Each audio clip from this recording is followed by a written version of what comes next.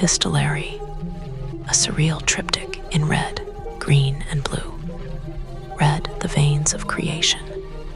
The artist's studio bled in the mornings. Sunlight poured through the warped glass like liquid confession, drenching the room in fevered crimson. The walls pulsed faintly, as though they remembered her heartbeat before she did. The air smelled of rust and turpentine, pomegranates and sleep. She had been painting for 37 years. Or maybe she had always been painting. Time had dissolved long ago into smudges of sienna and regret. Her name had become irrelevant to her. She answered only to the sound of the brush, dragged through pigment. The hush of canvas, inhaling her despair. There were letters scattered across the floor, hundreds, maybe thousands, unsent, unopened. Some addressed only to the color red. "I remember when red was a comfort," she wrote in one. "When I bled from the knuckles after cleaning brushes and felt grateful to still be able to make a mess. Now it follows me, this color, under my eyelids, in my wrists, in the phantom light of the stove when I cannot sleep." The letters were written in bursts, between paintings, between storms. Sometimes she would find them days later, stained with wine or oil, the words swollen and unreadable. She did not remember writing half of them. She had once painted portraits of people she loved, lovers, friends, strangers glimpsed on trains. But now all her faces blurred. Every figure she began eventually bent toward her own reflection. Every canvas turned self-portrait. She painted feverishly, suns exploding, the sky liquefying into ribbons, her own mouth blooming into a wound of roses. Each piece seemed to beg, "Don't let me dry." And then one morning, she found the color red missing. The tube sat there, collapsed and exhausted, a flayed organ. She sliced it open with a knife, desperate to scrape out the last drop. The knife caught the light. For a moment, she thought it gleamed with her pulse. "There is no more red," she wrote that night. "Not in my veins, not in my fruit. Even the pomegranates have lost their tongues." Outside, a storm began to hum in the distance. The heron appeared for the first time, standing at the edge of her garden, neck bowed, eyes patient and ancient. It watched her as she worked, its feathers slicked silver with rain. She painted it from memory, a specter, a guide, a messenger from the blank between colors. But the heron did not stay. Nothing did.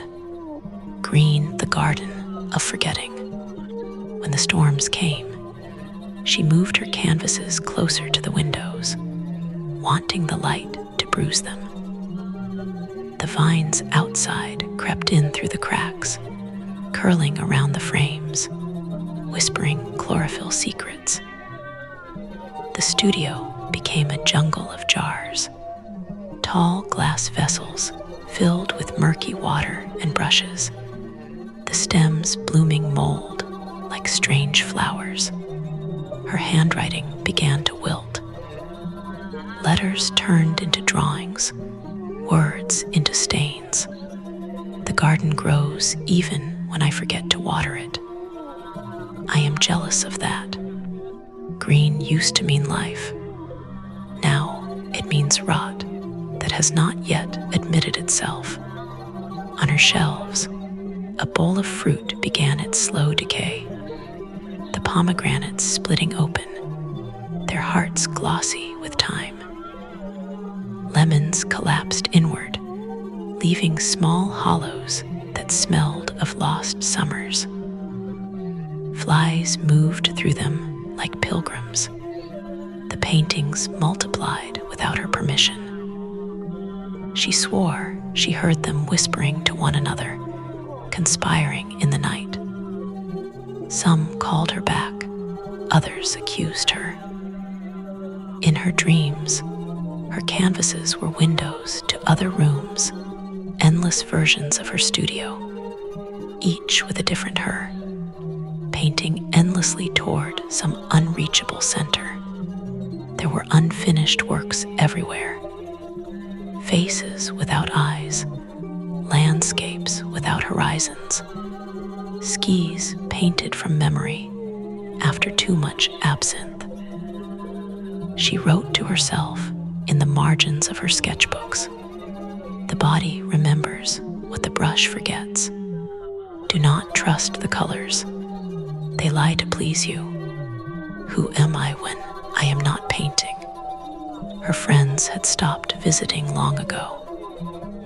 They said her eyes looked fevered, her laughter too rehearsed. When she did speak, she talked only of pigment and decay, of how each hue contained its own death. One letter, never sealed, found later on the floor, read, "If you find this, know that I did not die for lack of love. I died of too much seeing." By midsummer, the vines had overtaken the northern wall. The smell of citrus and mildew hung thick as gauze. The rain came in sheets, tapping rhythms against the glass like unspoken apologies. The heron returned, this time, inside the room. She awoke to it standing among her canvases, its beak tracing invisible lines in the air. Its reflection shimmered faintly in each unfinished painting, a phantom threaded through her failures. It regarded her as if to say, "You were never painting to live, you were living to paint." She reached out her hand, and the heron vanished into a burst of green light. For 3 days, she could not paint at all, blew the veil of departure. When the silence came, it was not cruel. It arrived softly, like dusk folding over the ocean. The world dimmed into cobalt, her brushes dry, her canvases motionless, the air holding its breath. She wrote one last letter, a letter to the act of creation itself. "You have been my tormentor, my salvation, my lover. I gave you my lungs, and you painted them cerulean. I gave you my hunger, and you called it art. I gave you my hands, and you left them trembling. There is nothing left to give. I will not finish the portrait. Let it remain half-born, like the thought I could never speak." She sat before her final canvas.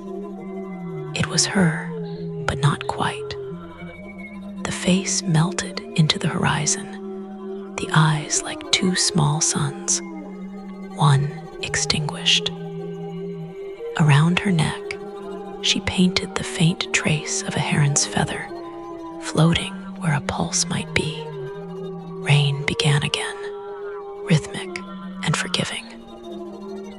The ceiling wept onto her palettes, the paints bleeding into one another, red into green into blue, merging into something beyond spectrum. She leaned back and watched it all dissolve. The brushes leaned against the jars like weary soldiers. The smell of citrus had turned to vinegar. Her skin felt translucent, as if she were becoming a medium herself, not the artist, but the painting, the air, the hum. portrait shimmered. For a moment, it looked alive, the eyes blinking open, the lips parting as though to whisper something she had always known. The storm outside broke into sunlight. The heron was seen flying above the orchard, circling once, then vanishing into the veil of sky. Later, when they entered her studio, they found her seated before the easel, the letter beside her, the brush still wet in her hand.